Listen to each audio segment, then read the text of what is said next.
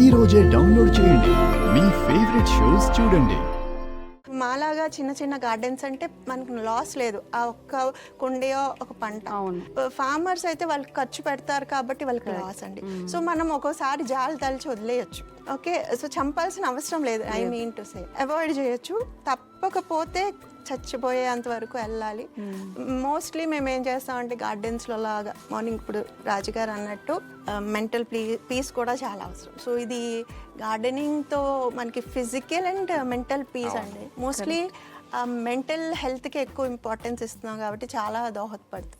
So ఆ పొద్దున్న అలా తిరుగుతున్నప్పుడు, సాయంత్రం అలా తిరుగుతున్నప్పుడు మనం మన పిల్లల్ని ఎలా పలకరించుకుంటూ స్కూల్ ఏమైంది అన్నట్టు అడిగినట్టు మొక్కల్ని కూడా చూస్తాము. ఏం కొత్త మొక్క, ఐ మీన్ మొగ్గ వచ్చిందా, ఆకు వచ్చిందా, చిగురు వచ్చిందా, కొమ్మ. సో అదేంటంటే సార్ట్ ఆఫ్ కన్వర్జేషన్. అది మనం బయటకే మాట్లాడచ్చు, ఆర్ ఎల్స్ మెంటలీ కూడా యూ గెట్ కనెక్టెడ్. సో ఆ టైంలో అలా వెళ్తున్నప్పుడు ఏమవుతుందంటే చూస్తాం మనం, అది పురుగు వచ్చిందంటే అయ్యో నీ మీద పురుగు ఉందా అని నేను ఎప్పుడూ చెప్తాను. ఇప్పుడు మన పిల్లలకి ఏ పేలో వచ్చిందంటే ఆ పెయిన్ వచ్చింది, రేపు వచ్చి నీకు మందు రాస్తానన్నాం కదా, వెంటనే తీసి పడేస్తాం.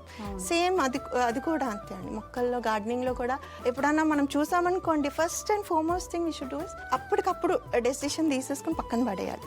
మళ్ళీ వచ్చి సాయంత్రం వస్తాను ఖాళీగానో లేకపోతే రేపు మందు తయారు చేసుకుంటే ఈ లోపల అవి ఏంటంటే insects with in short span of టైంలో మల్టిప్లై అయిపోతాయి. అవి ఏంటి డివిజన్ మన ఊహ అందనే స్టేజ్లో అది ఏంటి సెక్షువల్గా కూడా కాదు, అసెక్షువల్గా కూడా కొన్ని ఉంటాయి. సో అప్పుడు మనం దాటిపోయి ఆ మొక్కని కట్ చేయటమో తీసి పడేయటమో, అంటే పక్కన స్ప్రెడ్ అవ్వకుండా.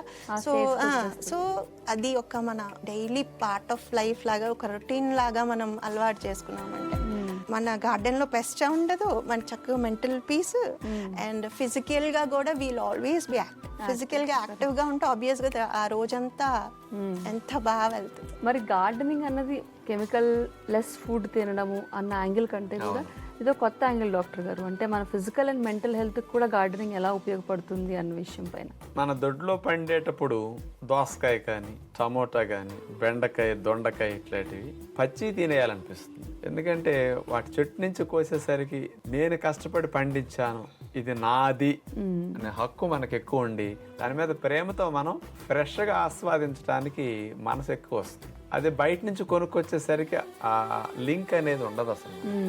అందుకని ఇది మన ఇంట్లో కడుపును పుట్టిన బిడ్డ ఎట్లాంటిదో చేతులతో పెంచుకున్న మొక్కలు అట్లాంటివి. అందుకని ఆ భావనతో మానసికమైన హ్యాపీ హార్మోన్స్ కొంచెం ఎక్కువ రిలీజ్ అవుతాయి. పైగా సహజంగా ఎరువు లేకుండా, పురుగు మందులు కొట్టకుండా పెంచుకున్న కూరల్లో, పళ్ళల్లో పోషకాలు ఎక్కువ ఉంటాయి. ఈ ఆహారం ఏం చేస్తుందంటే తినేసరికి న్యాచురల్గా తింటే పొట్టా ప్రేగుల్లో ఉండే చెడ్డ సూక్ష్మజీవుల్ని చంపేస్తాయి, బాగా మంచి సూక్ష్మజీవుల్ని పెంచుతాయి. ఉడికేసరికి కొంత నశిస్తాయి, ఫ్రెష్గా తినేసరికి ఇంకెక్కువ పెరుగుతాయి. ఈ మంచి పోషకాలు ఉన్న ఆహారం తినేసరికి ప్రేగుల్లో గుడ్ బ్యాక్టీరియాలు ఎక్కువ పెరిగి హ్యాపీ హార్మోన్స్ ఇవి ఎక్కువ తయారు చేస్తాయి. అందుకని ఫిజికల్ హెల్త్తో పాటు మానసికంగా ఆరోగ్యకరంగా ఉండటానికి హ్యాపీ హార్మోన్స్ అనేవి ఎక్కువ ఈ డైట్తో తయారవుతాయి.